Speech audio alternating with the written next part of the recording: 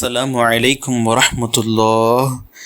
கண்ணியம் வாய்ந்த முஃமின்களே, புனிதமான ரமலான் மாதத்தினுடைய முதல் பத்தில் இருக்கும் நாம் அதிகமாக கேட்கக்கூடிய துஆக்களில் பிரத்யோகமான துஆ அல்லாஹும்ம ரஹம்னா பிரஹ்மதிக யா அர்ஹமர் ராஹிமீன் என்ற இந்த துஆவாகும்.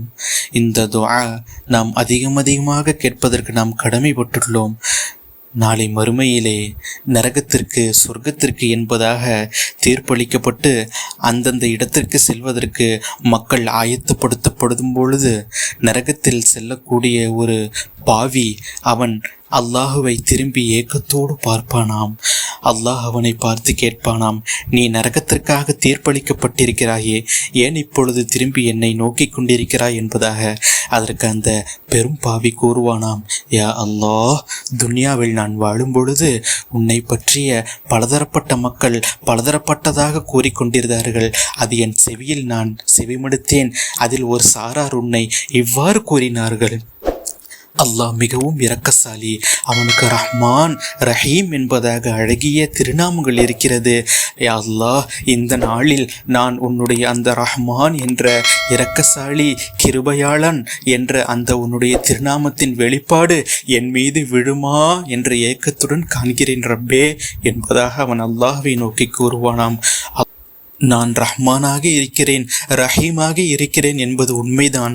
ஆனால் இந்த நிலைமையிலும் நீ என்னுடைய ரஹ்மத்தை ஆதரவு வைக்கிறாயா என்பதாக அல்லாஹ் கேட்பானாம்.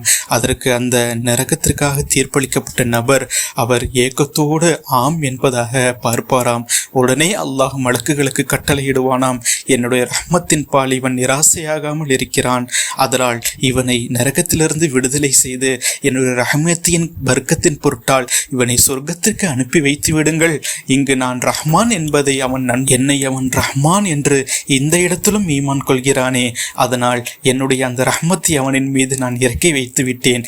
இதோ நரகத்திலிருந்து அவனை விடுதலை செய்து சொர்க்கத்திற்காக எழுதப்பட்ட நபர்கள் இவனையும் ஆக்கி அருளுங்கள் என்பதாக கூறுவானாம்.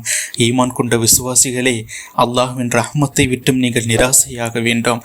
நிச்சயமாக அவன் பெரும் ரஹ்மத்தை கொண்டவன், அவன் தனக்குத்தானே ரஹ்மத்தை கடமையாக்கி கொண்டவன். இந்த ரமலானுடைய முதல் பத்திருக்கிறதே, இது அல்லாஹுடைய ரஹ்மத்தின் பத்தாகும். எனவே அல்லாஹுடைய ரஹ்மத்தை அதிகமாக கேளுங்கள். ஈமான் கொண்ட முஃமின்களே, கேட்டால் அவன் கொடுப்பவன், கேட்டால் அவன் நிச்சயம் கொடுப்பவன் என்ற நம்பிக்கையில் கேளுங்கள். இன்ஷா அல்லாஹ் அல்லாஹுடைய ரஹ்மத்தை பெற்றுக்கொள்வீர்கள்.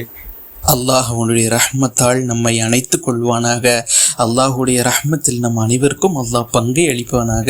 அவனை எவ்வாறு விளங்க வேண்டுமோ அவ்வாறு விளங்கி அவனுக்கு அடிபணிந்து நடக்கக்கூடிய நல்லடியார்களாக அல்லாஹ் நம்மை கபூல் செய்வானாக. ஆமீன் ஆமீன் யா ரப்பல் ஆலமீன். இந்த காணொளியை உங்கள் நண்பர்களுக்கும் பகிர்ந்தளியுங்கள்.